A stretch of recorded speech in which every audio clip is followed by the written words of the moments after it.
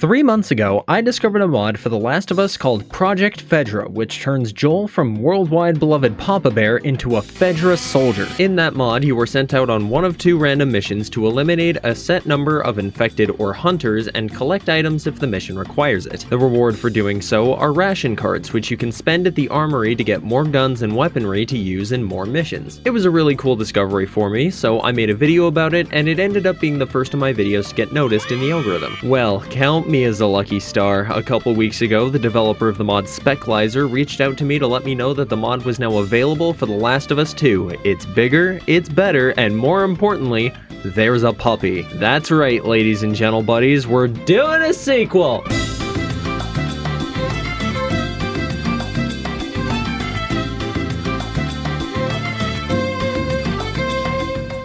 So the first thing I want to mention is that if you've played the first game's version of the mod, the basic aspects are similar enough to grasp the basic concept, so you can basically hit the ground running. However, I'll be going through the same basics here to keep everyone in the loop. Project FEDRA 2, as I'll be calling it, works as I described moments ago. When loading up the game, you spawn in an apartment building that acts as the FEDRA HQ. Here resides Bill to trade weapons for ration tokens, and Isaac to send you out on missions. Here, you have the choice between 5 different missions: Recovery, Rescue, Prototype, Powerline, and Scavenge, and I'll be getting into each mission on their own in just a second. Once you complete a mission, Isaac will leave ration tokens on the desk, however many the mission gives as a reward. You then take those tokens to Bill, who will trade them for handguns, rifles, melee weapons, throwables, and even a K9 companion, all of which can be taken into new missions. Speaking of the missions, let's start with Recovery. This is one of the missions ported over from Project FEDRA 1, in which you have to collect 5 lost FEDRA keycards and defeat 30 infected. Where the differences lie, however, is that once all the infected are dead, they don't continue respawning like in the last game. Once you defeat all 30, they're gone for good. After they're gone, you have free reign over the area and can collect keycards as you please. One nitpick I had with this mission was collecting one on the roof of this building. On my first run through this mission, one of the keycards spawned on the roof, and I didn't have any way to get up. I tried looking for a ladder, a rope,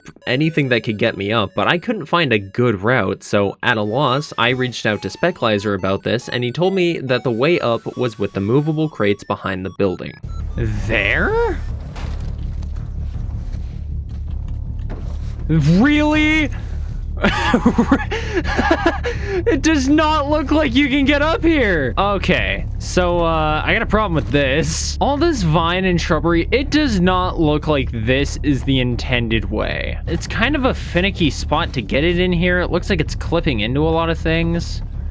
Even the vault is kind of skimpy. You have to do it in like just the right spot. Yeah, that's such a weird spot. Like, it's clipping into the wall. Should be able to get up this, but I have to be in like just the right spot. I think I made my gripes pretty clear, but I want to break it down just a little further. In both The Last of Us 1 and 2, overgrowth and vines usually serve as great environmental storytelling to show how abandoned the world is, but it also serves a purpose for gameplay. Normally, vines like these act as impenetrable walls, unable to be vaulted through or climbed, so if you see large amounts of overgrowth, it's safe to say that's not the intended way to proceed. So seeing overgrowth entirely cover what is supposed to be the intended way up to the roof inadvertently tells you it's not the way to get there, and Speclizer agreed with my thoughts and said that he'd add an alternate way up in a later patch. Your reward for completing a recovery mission is 8 ration tokens. Rescue missions send you to the Jackson Gate, in which 2 civilians are injured and are in need of assistance, as well as 20 infected you'll need to clear out. I don't really have much to say about this one. The infected are pretty spaced out, enough to the point where some of them won't even aggro on you after you've been detected. The infected past the gate are clumped together, however, so you'll have to be careful when engaging them. I highly recommend you have a shotgun or a flamethrower when dealing with them, or at least any weapon that has a decent spread. Extra note, however, this was where another issue cropped up when playing for the first time. As it turns out, to help the civilians, you need to hold your interact key to assist them. This is something that's normally differentiated in the base game. Prompts that require tapping interact and holding interact have 2 separate icons, so when playing this for the first time,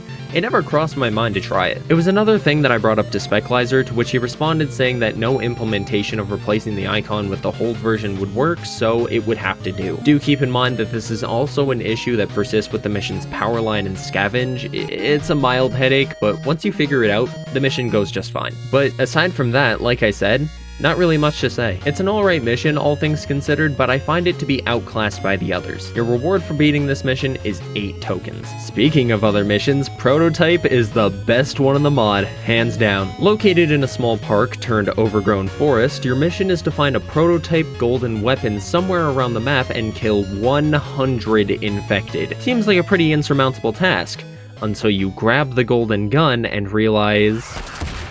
Oh, go! Okay, yeah, golden gun, sure. Yeah, it fires explosive rounds. Oh, dude, this is a cakewalk. Oh, everything dies. Stand before me and perish. Hey, stop that. Kaboom, kaboom, kaboom. Dude, golden gun is fucking awesome. I'm actually invested in this. This is so fun. Dead. Ah! Okay, okay. The explosion damages me too. Nice to know. I feel like there's a little bit of like aim assist on this. Yeah, I did not hit her there. All right, here. Let's test this out a little bit. Yeah, okay. My crosshair was not even on that one. My beautiful and beloved. I have homing bullets. Perish beneath me. This is very nice because I know that wherever I shoot, I'm probably gonna hit something. Quick scope. It's so handholdy. This game mode was made for me. Here's someone to my right. Who wants to die next? Perish! You! I'm kind of playing like a bitch because I don't want to get too aggro. Because, oh shit! This is a problem. Die! Someone on my right. I heard you. Can't hide. You can't hide from the golden fist. I got a fist full of gold and I'll share with everybody. Do I hear growling? Stop that. I said stop that. You don't even have to be accurate. Just the splash damage alone is enough. Hello, friends. Friendship? I'd wager this is almost a little too overpowered, but at the same time, there's 100 infected, so I'm kind of not complaining. At the same time, you could probably play without the golden gun once you have enough gear and just sweep everything anyway, so you can kind of challenge yourself. Hey, come on, where's the rest of you? I want to kill the rest of you. Oh, there's you. Hey, come here, bud. It's safe over here, I promise. Idiot. I cannot explain to you how much I love this trope in gaming. Taking a game with themes of stealth and calculated plays into a complete hellscape of explosions and chaos. Maybe it's the part of me liking both slow-paced stealth games followed by ultra kill. Just blowing away infected after infected with a gun that basically can't miss is a very fun time indeed. Though I will say, I feel that this mission is a little too easy compared to the others. I mean, getting a weapon that basically kills everything, has unlimited ammo, and has very lenient aim assist feels very handholdy, almost to a disappointment to your own skill if you actually die. But I'm not about to complain about an easy mission, especially one this fun. Your reward for completing a prototype mission is 12 tokens, which is a very nice bonus. Powerline is up next, which has the task of repairing 5 generators to access a security door to retrieve FEDRA equipment. This is the first of the 5 missions to pose an actual challenge, to truly bring that feeling that had me so invested in the first version of this mod. For those who don't know, the keycard mission in Project FEDRA 1 could not be done in stealth, and with the high infected count, it was a mad, desperate dash for survival. Well, here in Powerline, when one of the generators is repaired, all of the infected are alerted and go to investigate it, meaning you need to get the hell out of there so you don't get detected. Thankfully, with The Last of Us 2, stealth was given a much-needed overhaul, making it much more feasible to stay hidden, but that does not mean it's a cakewalk. The infected still take odd routes and have a decent field of view, and depending on the difficulty, it only makes it harder. Did that seriously make it way into my script? Ah, yeah, water found under bridge. Once you're spotted, it devolves into panic and improvisation. One of the big changes done for this level in particular is the infected count. As there's no elimination requirement, it's all about just repairing generators and collecting the mission criteria. The infected count doesn't count down, it counts up for every kill, and the infected infinitely respawn. However, with a little strategy, you can make short work of it. I tend to repair the generators in the pattern of a star. You repair one, run to a corner, flank around, and go to the opposite end of the map and repeat. You're likely to still get spotted at some point, but after a few tries, it's nothing you can't handle. Scavenge, however, is not so lenient. The fifth and final mission is by far the hardest in my opinion. You're tasked with clearing out a small outpost of rattlers set up at a general store. Your job is simple. Go in, collect all the stolen FEDRA supplies, and eliminate 30 rattlers. However, simple on paper does not mean simple in practice. Approaching the store, you'll notice 2 guards posted out front. My recommendation is to distract one with a bottle and stealth kill the other. Something like the crossbow is heavily recommended for this because you want to stay in stealth for as long as possible. Once you've killed the entrance guards, get inside and move quickly. There are guards moving through the aisles that will likely spot you in a pair. I tend to move towards the break room in the back, killing the guard going to the main area, but by then I usually get spotted by one of the other guards while doing something stupid. Once you're detected, make short work of all the guards in the store and take stock of your ammunition. You'll want to ration it as much as you can. From this moment on, all of the guards will spawn outside, and the only way into the store is through the front door, which they don't seem very keen on using. Using the gaps in the door and windows, try to pick off all the easy targets, conserving ammo as you go. If you ever need to venture outside for more ammo, stick close to the cars outside, never venturing further than that. If you need safety, you're okay to run back into the store since they refuse to come in. Once you complete the mission, your reward is 15 tokens, which I find mildly underwhelming personally. Like, it's the same as Powerline, but much more difficult in my opinion. I think that maybe 18 or 20 would be reasonable, but I digress. 15 is still a very good amount. Alright, so with all the missions out of the way, I want to talk about the differences between Project FEDRA 1 and Project FEDRA 2. Say you wanted to try the mod yourself. Which do you pick? Well, in my honest opinion, while I do carry some small complaints with this version, which I'll get into in a minute, I would happily choose this version in a heartbeat. First and foremost, the missions. In the first mod, you were limited to 2 missions, which would be randomly chosen instead of giving you the choice of what to play. I used to like the first game's methodology in the sense that it felt more realistic. For being a soldier as a part of FEDRA, like, you're treated like a grunt, you're just being sent out on missions. With a small mission count, it didn't have a huge impact, but if you were to keep that same system here, being handed one of the 5 missions at random would feel really annoying, especially when you find out just how fun Prototype is. Realistic, yeah. Fun? Hell no. So giving out more control to the players and how they play is a great move, so good initiative. Secondly is the actual mission variety. In the first game, it was either collecting keycards and killing infected, or killing infected and hunters. While good in concept for a small mod, you'd need to massively improve upon this for a sequel, and this does it in the best way possible. Not only do the missions feel unique in each department, able to be differentiated simply by goal, but the methods in which how you approach them also change as well, giving you variety in how you play. Feel like doing some stealth? Play some Powerline. Feel like blowing shit up? Play Prototype. Feel like banging your head on a wall for 15 minutes straight trying to get that damn keycard on the fucking roof? Play Recovery. I don't have a punchline. Third, the weapon variety has been vastly improved. The melee weapon list alone gave me a huge smile. It was like looking at Tallahassee's trunk in Zombieland. What are you, prospecting? Jesus Christ. You are a dangerous man.